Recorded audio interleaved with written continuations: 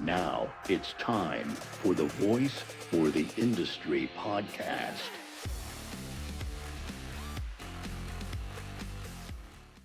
Chris, so that was a great conversation with Jared. Their philosophy and the way they look at things is pretty interesting. They really seek to help companies improve themselves, their operations, and profitability in a little bit of a unique way. They start with the sale itself. They verify and make sure that the customer understand exactly what they bought, which causes a lot of problems normally because a lot of times customers don't quite understand it. And then they focus on the technicians and the sales. Just a great concept all the way around, and just a really interesting guy. And his peanut butter and jelly bacon sandwich, I haven't tried it yet, but I'm going to try it soon. It sounds good. Yeah, no, he's definitely another pioneer in the industry, and it's great to hear a different side of it and conversation for sure. Yeah, that was good. That was really good. Hey, everybody. Welcome to today's podcast, Voice for the Industry podcast, to be specific, in case you're listening to the wrong one. Please stay here, though, if you are. We're here today, really excited. We got Jared Nygren with Apruv. It's one of those cool company names where they spell the word differently than it's really spelled, which you can see on his shirt if you're watching. But anyway, we're glad to have you, Jared. Welcome. Yes. Thanks for having me, Raymond. Excited to be here. I'm excited to have you here, and thank you for having me on your podcast before I had you on mine. Yeah. Appreciate it. Yeah, All right. absolutely. All right, let me tell everybody a little about you. You are a software entrepreneur, co-founder of Apruv, APRUV, and an MBA graduate from Northwestern University. That means he's a smart guy, everybody. He helps pest control companies gain unprecedented visibility into their field teams and drive stronger performance across the entire customer journey. As an operator turned founder, Jared is building Apruv to bring clarity, accountability, and simplicity to the front line, helping teams verify customer understanding, deliver more consistent service in the field, and create a smoother, more trustworthy customer experience. He works closely with many of the fastest growing companies in the industry and brings a practical, data-driven perspective on improving retention, scaling teams, and building healthier, more predictable operations. How'd I do? Pretty good? Amazing. Yeah, too good. Too good. Oh, no, that sounds like a lot of cool stuff, though. A lot of companies need that kind of stuff. That's great. All right. Well, we are all about shameless plugs. Feel free. So let's start off with the first biggest plug is tell us about Apruv. Give us a little history and what are you guys doing and how are you doing it? Yeah, absolutely. So I'll give you a little bit of the history where Approve came from and then go into what we do. So before Approve, I ran a lead management and sales software company. And we worked with some great home service companies, including pest control. And that's where we started getting some better visibility into some of the challenges around retention, customer expectations, performance, and visibility into field teams, and realized there's a lot of gaps there. And there's a lot of disconnected solutions that a lot of these customers were using. And so we started pulling these together and built Approve, which is providing better visibility for owners and managers into what their field teams are doing. So this could be anything from field sales teams, door-to-door knockers. This could be field technician teams. We also work with large inside sales teams, all with the goal of providing a better customer experience. So clear expectations at the sale, and then better job performance and visibility into actually what happens on the job, both for owners, managers, and for the customer themselves. It's very common. You send a review request and pest control, customer texts back, "Hey, I didn't even know your technician showed up today." We solve for that by letting technicians send short videos via text right after the job is done. They can see, "Oh, hey, here's what I did today. Here's what I found. Here's what I recommend," before leaving a review request. Well, that sounds pretty cool. So Yeah. what other cool things do you guys do? Yeah. So if I was to summarize it, it's really three core solutions, and you can think of them in sequence, right? So the first is Approve Verify, which is verifying the customer agreement. It goes beyond just the customer signature and does a AI welcome call. And so it pulls from your contract and goes over the terms of service and explains, hey, this is a 12-month agreement. This is the price. This is the cancellation fee. This is really, really valuable when you have a large sales team. So whether that's inside sales or door-to-door teams, there can often be miscommunication. And so we found that by doing these AI welcome calls where the customer is verbally agreeing to it, they're visually seeing on the screen what they're agreeing to, that we can cut churn rate by 27 to 29% on average. So taking your churn rate and cutting that by that percentage, which can be a pretty big impact to the bottom line. That's a big number. No matter what the size of the operation, 25%, it's a big number. Yeah, Yeah. absolutely. And then the second piece to that, so once customers know what they've agreed to, now we got to nail the job. And so we enable a leaderboard and technician management and rewards. And so what that does is you can measure things like time on site, you can create productivity points for different service categories, driving scores, reservice rates, a host of metrics that you can choose from to leaderboard your technicians and do bonuses and rewards. So they can see in real time how they're performing. It gives a friendly, competitive environment. You can set bonuses. It helps technicians to see really what matters, what they're measured on, and really how to perform a top-notch job. And then the last piece of that, so going to the third piece, customers know what they agreed to. We've nailed the job. Technicians are aligned on the service quality, what needs to get done. Now we got to show the customers what we did. And so that's the last piece where the technicians can record a short video. They can take pictures, do audio, walk around the house. Hey, here's what I did. Found a hornet's nest, knocked it down. Found this on your property. Can be an upsell opportunity to flag it. And then that sends to the customer with the review request. Customers can leave optional tips, really to just close that whole loop. So you've got the full process now from customers know what they agreed to. They had a great job that was delivered. And now the customer saw the value of that work. All of that together can have a significant impact on customer retention, customer communication, and just getting real good quality work done. I mean, that's the product in pest control, right? It's what the Right. technician does on the Right. job. Absolutely. The technician is what you do, what you offer and what you do. And it's funny because I'm sitting here thinking that video idea is really great. But then I'm old and I'm thinking, well, back in the old days, you didn't have to do that because people were home when you did your services, right? Yeah, exactly. And then about 25, 30 years ago, everybody started going to exterior, and then I guess with COVID, it was a little bit different. And I think, I don't know what the percentage is, but the vast majority of time now, when you do a pest service or a lawn service, you don't ever see the customer. And with technology now, you may never actually meet your customer, right? They can sign up. Exactly. Yeah, you might talk to them. Exactly. Yeah, so that's pretty. Those are some pretty key areas, and it sounds like you've got a good approach to helping close the gap on that. And that's I like the video idea a lot. And now, is there a way for the company to make sure that those videos are getting sent? Yes, absolutely. So that's part of the technician leaderboard. You can Okay, choose that as a okay. metric. We call it proof of service. And so if you want to measure that, we'll track that. So you can see what percent of that technician's routes did they actually send a video or Okay. photos or an audio voicemail for. And then that all syncs back right into the field service software. So it's in Approve, but there's no duplication of effort. So all of that syncs right back into the customer card and field routes or pest pack or any of the major CRMs that pest control companies use. That sounds really cool. All right. So, well, that's a great overview of Approve. Let's get a great overview of you. So what have you done in the back? What were you doing before? You mentioned a little bit, but Yeah. how did you get here? I mean, you were doing this and now you're doing this. What steps or what was the journey from there to here? Yes. So I before Approve, I was running another software company. It was focused more on the pre-sale. So we're looking at managing leads and communication, texting, emailing.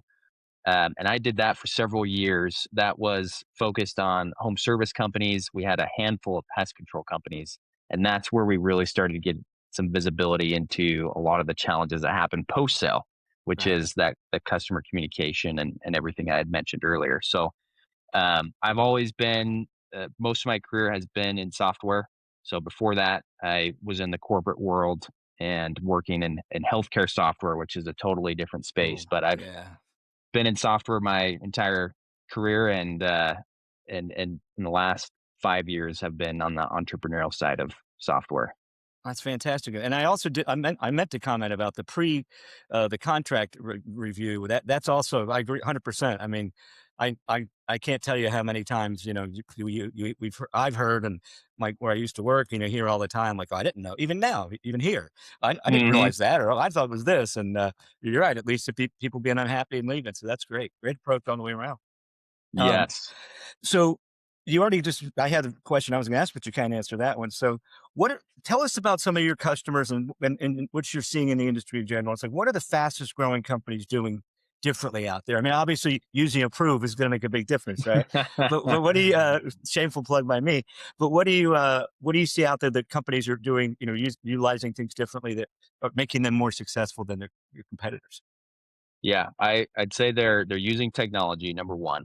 So that if you're not using technology, you're falling behind. I mean, especially with AI and how fast things are moving, things Right. are changing every day, right?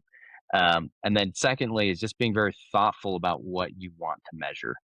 So there's uh, different communication touch points, different service quality metrics that you can measure. Those are all really critical to identify and to measure and then make it transparent across the team. I think once you do those things, you start to see performance improve.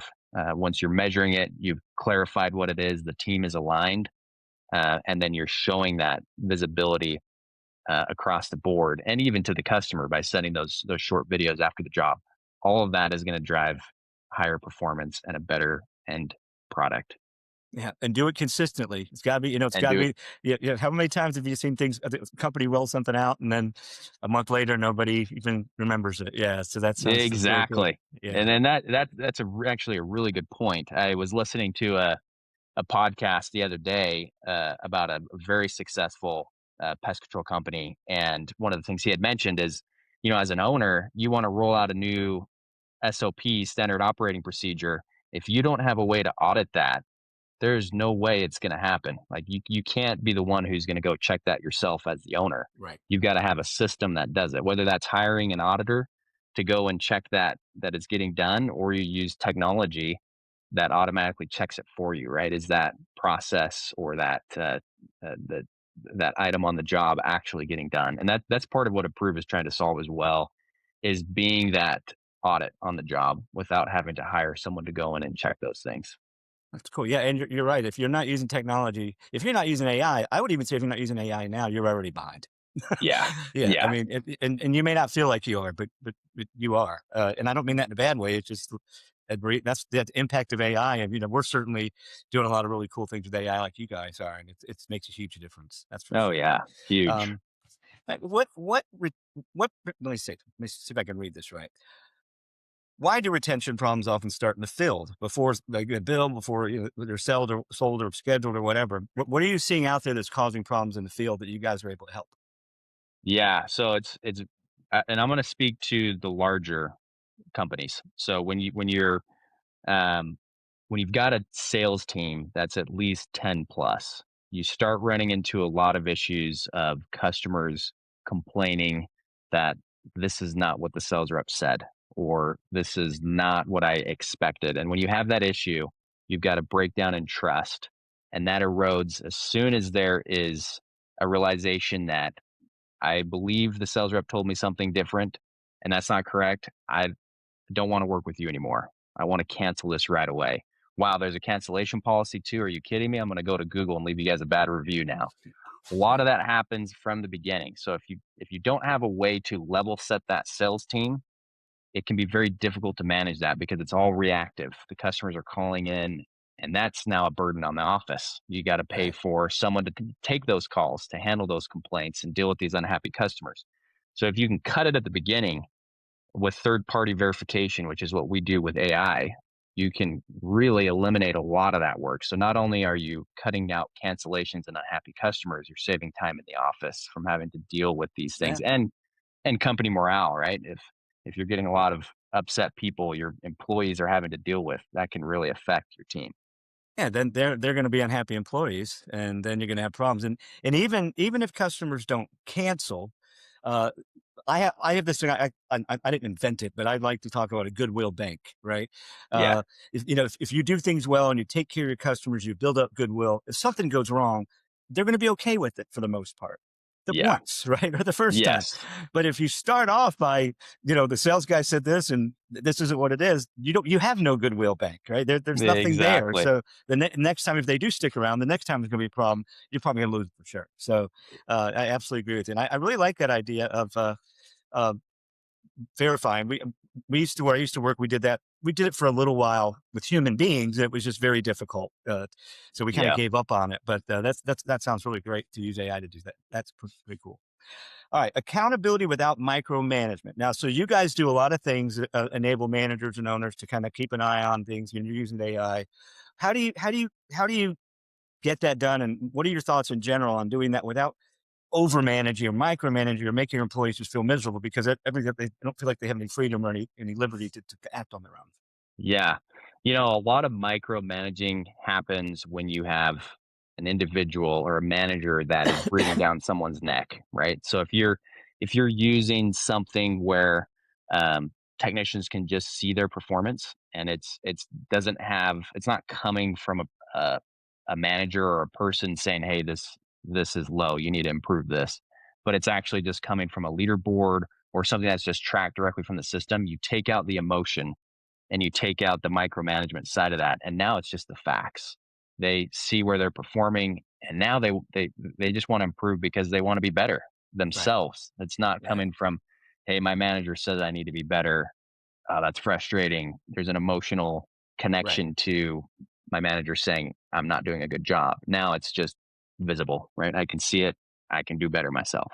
Yeah, and now I'm assuming they can see it like it's a peer thing, right? Like a competition thing as well. I would assume, like, hey, Exactly. I want to do better than Jared, so I got to step it up and do this, right? Uh, Yes. Whereas your boss saying you're not as good as Jared, you should be like Jared. Then you're going to hate Jared and your boss. Yeah, exactly. Exactly.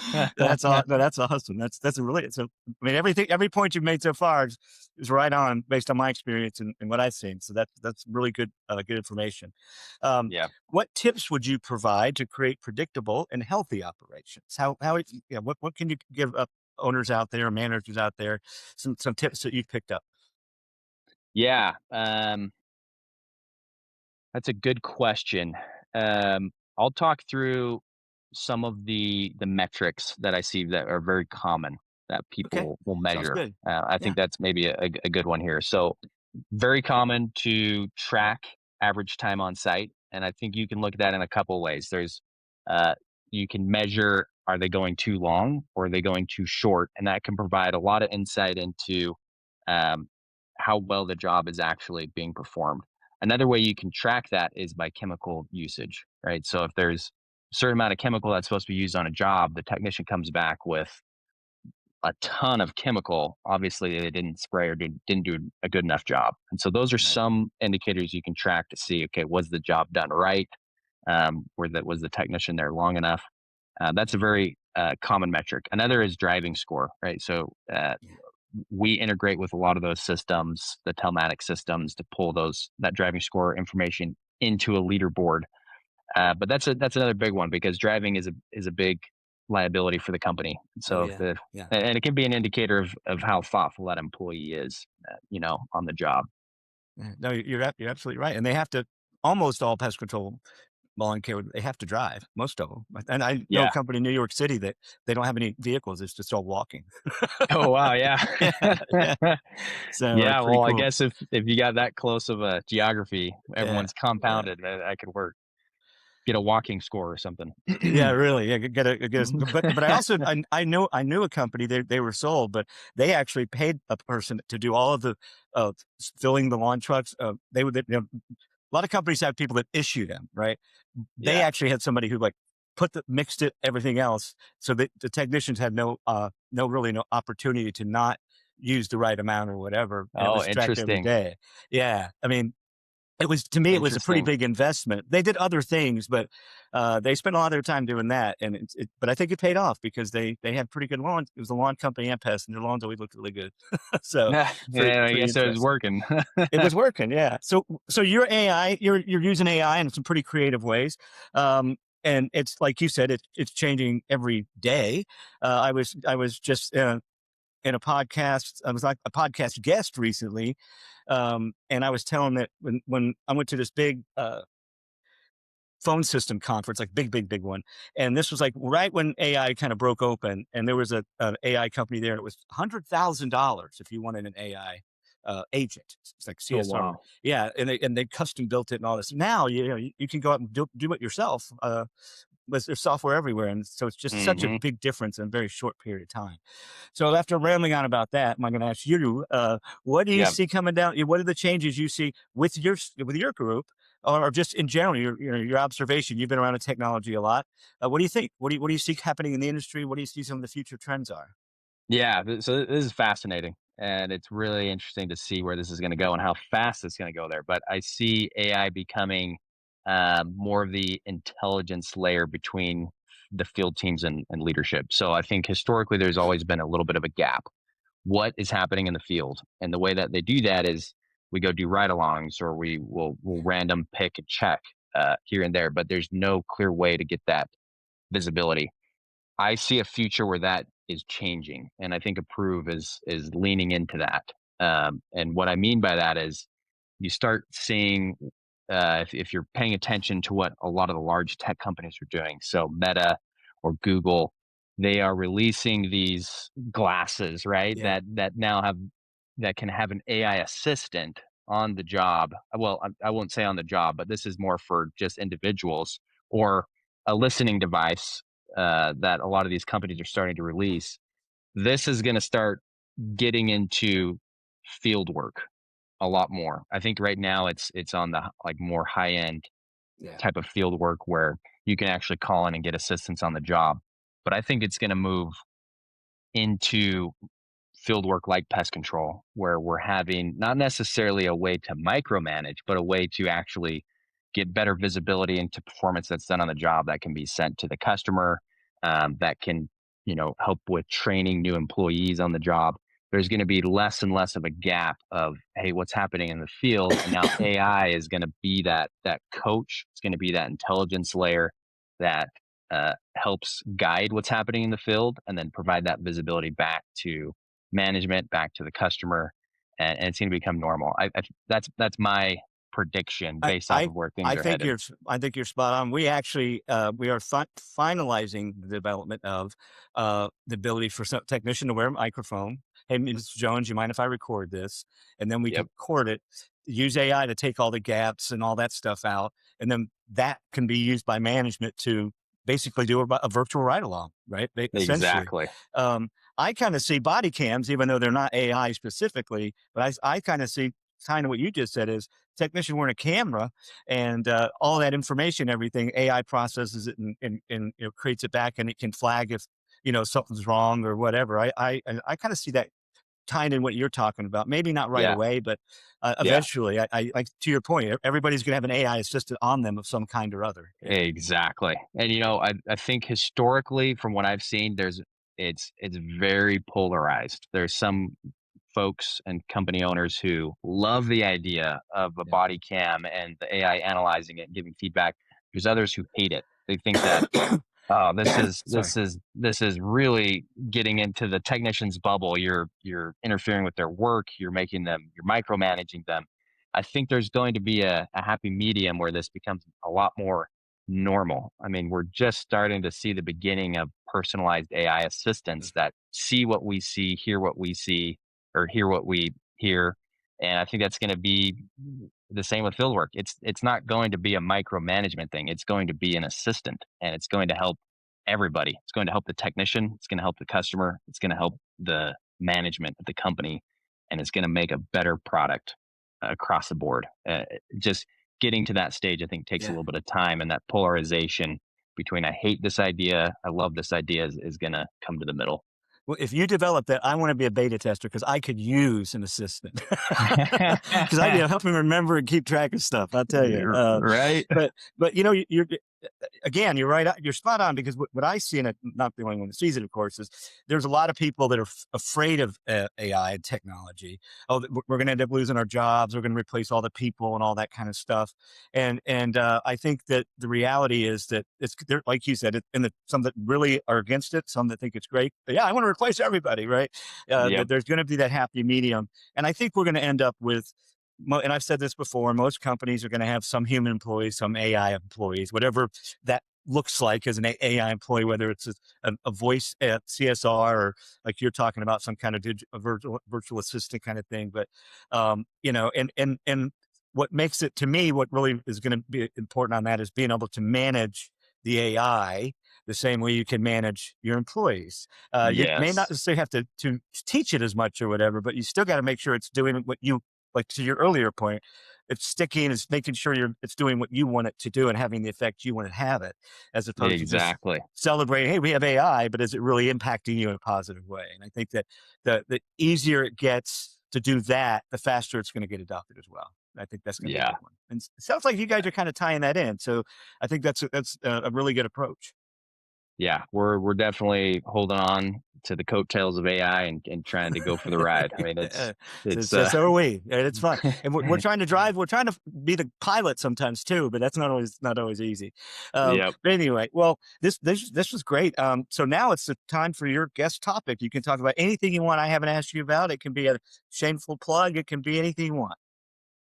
Yeah. I think I'd just talk about trust, right? Because I think at the end of the day, that's what Approve is built for. Is we want to drive trust in the field, and I think that's you know similar with a lot of software companies in the field space. Is you're trying to provide a better customer experience, Yeah. um, and we view ourselves as living between not becoming a full CRM like field routes or pest pack, but providing some of those niche solutions that provide a much better customer experience by helping customers really know what they're agreeing to and technicians performing better, and then giving that all back to the customer after the job is done. um, so yeah, I ultimately we love where we're playing, and I see a really awesome future. I think with the way the world is heading and the technology that's becoming available, it's a really fun space to be Yeah. in. I'm sure you feel the same way, Yeah. Raymond. I do. I Especially do. with what you guys are doing, it's exciting, and I mean it's Yeah. It is. unprecedented. The type of things that we're able to do now and that we will be able to do in a year from now, it's changing fast, and the capabilities are just y- y- unimaginable where we can go. Well, yeah, and it's funny because I've been around a while, so I've seen how things were done 20, 30 years ago, right? And so Yeah, you're right, it's very exciting because I see things that we're doing and other people are doing now that it's like, oh my gosh, I can really appreciate the impact because I know how much time and effort used to had to happen for those things to get done and to get done properly. And now it's much quicker, much faster, much more reliable. It's very, very exciting. And I was around when the internet started, so that was pretty exciting, right? And now I'm yeah, around when AI starts. I probably won't be around as long after, but it's just exciting in general to be a part of this AI. It's really a revolution, and like you said, it's in some ways it's almost hard to comprehend where it's going to end up. I think we'll have pilotless airplanes at some point. It'll take a while for people to get on a plane with not a human flying it, but I think eventually. I mean, we have drones. I mean, yeah. with people in them. Oh So yeah, oh yeah, yeah. I yeah, mean, yeah. all of that, right? Yeah. Driving and Yep. Yep. flying and it's amazing how it touches everything, Yeah. and how every facet of business and life is evolving with it. Yeah. And I see driverless vehicles in pest control sooner rather than later. I mean, with a Oh yeah, technician in it, because then yeah, you eliminate all the a- almost all the accidents, the bad driving habits that make people see your vehicle on the road and call and complain about, right? And more exactly. efficient, right? They're not going to go out of their way because they want to go get a sandwich at their favorite. It's that's going to create a lot more efficiency, and along with what you guys are doing as well. So that's interesting. Well, this is great. Thank you for being on. Okay, Chris is back. Now we have some fun questions to go. Here's the first one. Um, I'll ask Carissa this one first. Well, no, because Okay. she knows what it is longer than I have. So if you could make the ultimate sandwich, anything in the world you want on a sandwich, what would it be? Carissa, you first. See, this is gonna be I'm pregnant right now, so I want Ah. cold cuts. So and I was writing this, I was like, this just makes me want more cold cuts. I would probably say turkey Oh, but you could have anything in the world. This is like a tough one. The ultimate sandwich. Yeah. The I would ultimate want sandwich. I would want some nice prosciutto, like, from Italy, like, with some, like, real nice Parmesan too. That's my favorite. I would do, like, all the Italian, like, cold cuts probably, but, like, from Italy, not from Like the not good yes, high not from a deli quality. counter. Yeah. Yeah. Yeah, that's Nothing against Subway, but not Subway. Yeah. correct. Which I actually have a half a Subway sandwich in my fridge, so I'm not against Subway at all. Yeah. That would be my ultimate, yeah. So that's it. What, no condiments? The I'm not a mayonnaise, condiment, mustard? probably No, that's just right. You don't eat much. Yeah. oil and vinegar and lettuce. That would be, like, Okay. Okay. Okay. All right. Well, it's certainly not the most exciting sandwich, right, Jared? But I'm glad you like it. All right, your turn. You go next. Okay. So this is a little bit of a little crazy twist. It's You're not simple, pregnant, but are it's a you? twist. I'm not- I hope not. Fingers crossed. So toasted wheat bread, Okay. peanut butter and jelly with bacon. Ooh, that actually sounds good. That does sound good. Yeah, right. I mean, have you ever had like one of those donuts, maple donuts with bacon? It's kind of I that kind of have. concept, right? You're mixing the bakery goods with bacon. It's pretty good. So this already is your ultimate sandwich. This You is. actually eat it. This is. That actually does sound really good. Just a combination of because that bacon's salty. It's like bacon and ice cream too. You ever had bacon on ice cream? It's really good. Oh, it is, Chris. It's really good. Depends on the ice cream. Okay. Well, that's a tough one to follow. I like sandwiches. I like condiments too. So I definitely put a lot of mayo. Really, probably Kewpie mayo, the Japanese type of mayo. Oh, never heard of that. Yeah, it's really good. They have a slightly different ingredient. I'm not exactly sure what constitutes the difference, but it's got a different flavor, and it's really good, in my opinion. Okay. Yeah, it's called Kewpie mayo, or I think Japanese mayo. So if Yeah. anybody out there want to find it, I ordered mine on Amazon, but they have it in grocery stores too. Anyway, I'm distracting myself. Mayonnaise, probably mustard. I like the oil and vinegar, but what I would put on it would probably be, I'm with you, Carissa. I like Italian, like an Italian sandwich, a hot Italian sandwich. So it would definitely be the meat heated up, slightly cooked, and the bread toasted and all that stuff. But I just make the world's bestest, freshest Italian sub I could, with all kinds of good stuff on it. That's a good question. And now I'm hungry. All right. Yeah, me too. And I have a sub. Yeah. Hopefully it's an okay. Italian sub. It is. It is actually. Okay. It all is. right, Believe all it or right, not. all Yeah. right. Okay. So this is a question that has been discussed for ages. Is a hot dog a sandwich? Man, I'm gonna say no. You're gonna say no, Carissa. What do you think? I don't think so either. I'm gonna argue with both of you. Okay, because you have it's a bun, right? It's connected. Sometimes it's connected, sometimes it's apart, but it can be connected. So it's basically two pieces of bread with meat in the middle, but it just sits on top.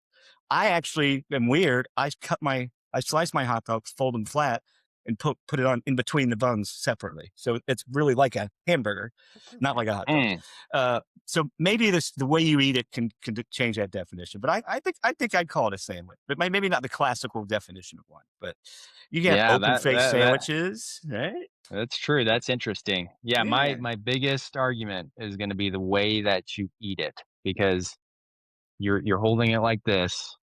The condiments, everything's open on this side. It just doesn't feel sandwich-like, Yeah, because even if you have an open face sandwich, you're going to fold that sucker, right? Right. Yeah, Right. yeah. That's a valid point. I can respect your opinion. I hope you respect mine. Yeah. All right, one more, and I'll ask it. And since I haven't gone first yet, I'll go first, and I really haven't thought about it. What is the one item, the one thing you just can't live without? And it can't be like your life, and it's a thing. Like, what's the one thing you can't live without? And I'll go first. It's my glasses, because I can't see without my glasses. My eyes didn't go bad for a long time. I made it to almost 50, but now, I can't function without my glasses. So it's not very exciting, but that is definitely the one thing that I can't live without. All right. Who wants to go second? That's good. I would have said glasses, but I had LASIK done, and man, that was awesome but brutal. I had to do it twice. Ooh. So I did it once, and like a year later, they were bad again. Had to do it again. You don't want to do it twice. It's How the long has it second been? time around. It's been 2 years now, so I think I'm in the clear. My son-in-law had problems. And I've looked at getting it done. My son-in-law had problems. He's fine now, but it took it. I mean, he had to wear sunglasses for a while. He had some issues, but it Yeah, all cleared up. So you can't say glasses. What would it be?